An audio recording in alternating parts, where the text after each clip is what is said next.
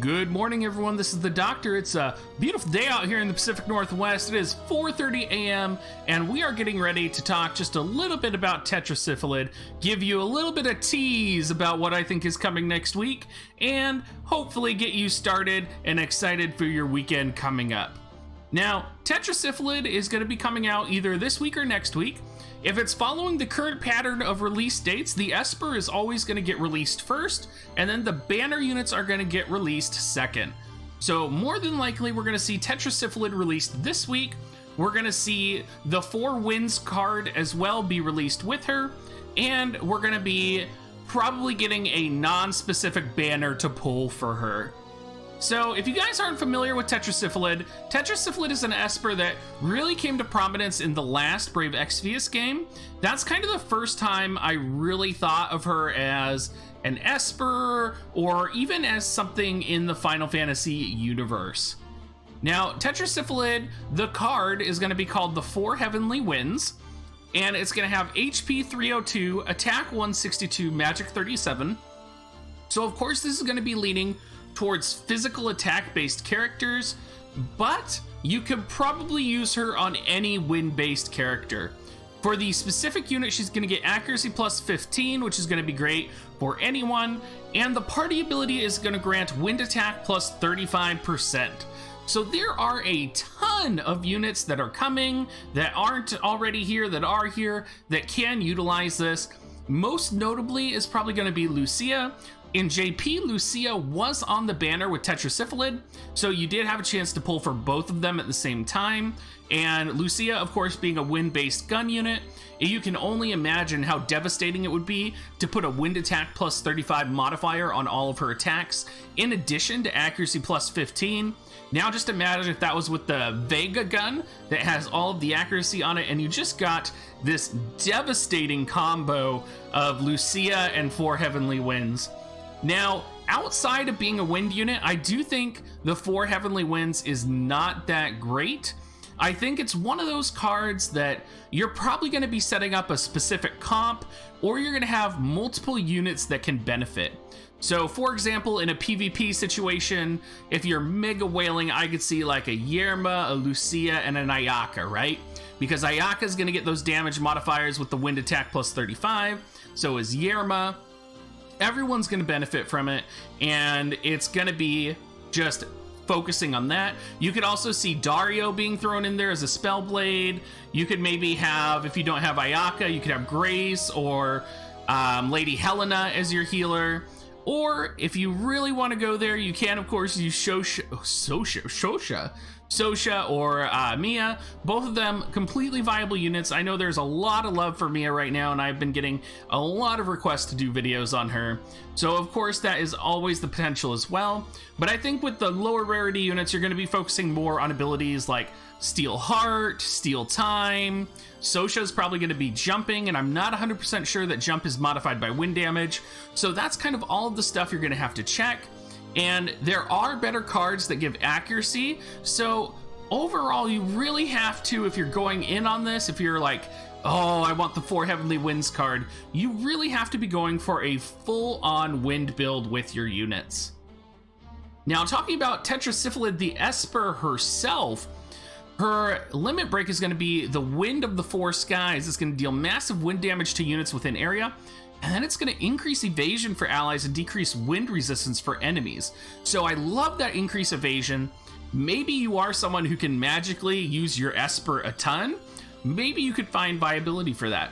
I personally have never seen an Esper build. I think it would be interesting to do one, but I personally have never seen one. Now, taking a look at her raw stats, they are very interesting because she's a very versatile unit. She's not like Odin or Ifrit or any other unit that is really focused on offensive or magic. She's a middle of the road. You can see she actually has more HP than Odin. She has attack 60, magic 60, while Odin has attack 80, magic 34. Her agility is 16, so it is a little bit on the lower end. Luck 58 is a little bit lower than Odin, but she does have higher dexterity and lower AP and TP. So she's not going to be this incredible god tier attacking or magic unit. The unit I actually think that this would actually do really well on is a unit like Ramza, or any type of unit that is looking for that balance in stats between attack and magic, along with getting some very powerful defensive abilities. And let's talk about those defensive abilities, you guys. She is going to have access to summoning magic level 2, of course, and all the way up to level 10. She gets accuracy plus 7, which is classic, but she gets evasion plus 15, you guys. So she is the only Esper that gives you more evasion than plus 7. Aqua Killer, we don't much care about. Critical evade, I mean, critical evade as well. I'm not sure that's crazy good, but again, why not? She seems to have a very defensive toolkit, right? Shooting attack plus 15%. So she's going to be the second Esper and the actual capable Esper for offensive shooting attack users. And of course, that's why she came out on the Lucia banner. She's going to have Earth Killer, and the Earth Killer is going to be a beefy, let me do the math here, 25%, you guys. She gets an AP up plus 7%, and of course, wind attack resistance. Overall, she has tons of different kits that you could utilize on different characters. So let's go ahead and talk about some combinations that you might utilize with her. First is going to be the AP plus 7%. What I'm thinking about with this is I'm thinking specifically limit break builds. And for those of you out there that are like me that really want to experiment with limit break builds, I've actually been able to get Sid to almost reliably use his limit break in PvP now that my Odin is high enough level and his gear is kind of optimized and his passives are optimized. But I would like him to do it more and more reliably. I would like it to be the first attack on every turn that he does. So I would love to test that. I know those of you with Ramza out there want to do that as well. Stern actually has very affordable limit break cost, and I am an avid Stern user. For those of you that don't know, my Stern is about 150 shards away from MLB 5 right now. And of course, actually, Sir Rob is really good with his limit break. Being an avid Sir O user, you guys all know that I'm probably eyeing Sir Rob as my next upgrade to my team. Sir O will always be on my team, but in terms of getting into the Whale of the Whale meta, I might be investing in Sir Rob for a limit break build in the future with Sir O's TMR of Human Killer plus 15. Now, in addition to that, she also gives accuracy 7 and evasion plus 15. This is going to make her the best Esper for your evasion build units. So that's going to be Sir O, definitely. It's going to be Kiton, definitely. It's going to be Shadow Links if you're out there using Shadow Links. And believe it or not, Sir Rob is actually a very viable evasion unit. He only gets 10 base evasion less than Sir O. Believe it or not, I've been actually doing a lot of research on Sir Rob, you guys. So I actually see this as like the samurai ninja path, or maybe even if you have a thief character, the thief path as well.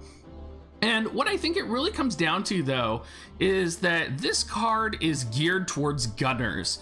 And at the bottom here, of course, you see we have the critical evade and the shooting attack plus 15%. I think what you're really going to want to do is create an evasion gunner, essentially, right?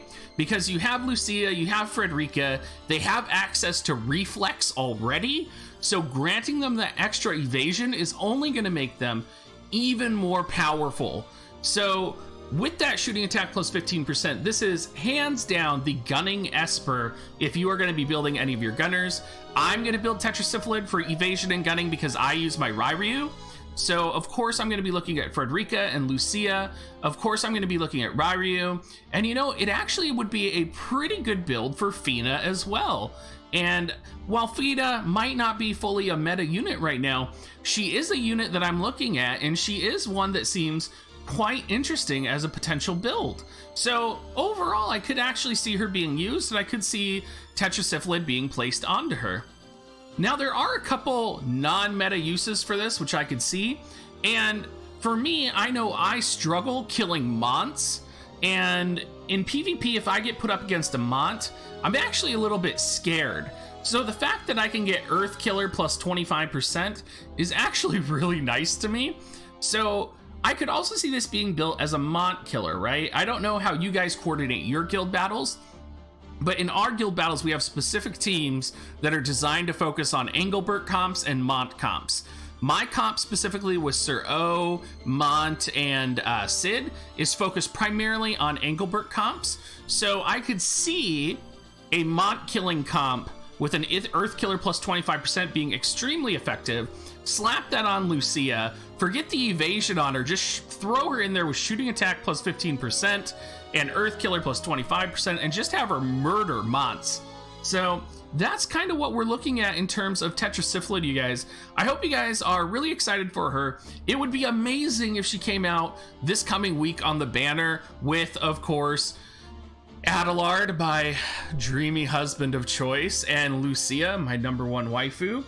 But I have a feeling they're going to do us like they did Odin Miranda. They're only going to release Tetra Syphalid this week, and then they'll probably release Miranda, Lucia, and Adelard next week. So I think we're going to have to wait 2 weeks now for Best Husbandu and Best Waifu. So thank you so much for watching, you guys. Remember, if you are going to be buying any video games or any Amazon coins, please check out my affiliate links down below. It is the #1 best way to support me without actually giving me money. And thank you so much for watching, you guys. Make sure you leave a comment down below. Make sure you join our Discord. Make sure you come check out my stream tonight. We do love hearing from you guys. I love it when all of you guys hop into YouTube and are like, hey, Doc, love the videos. So thank you so much for all the support, you guys. And I hope you have a great rest of your day.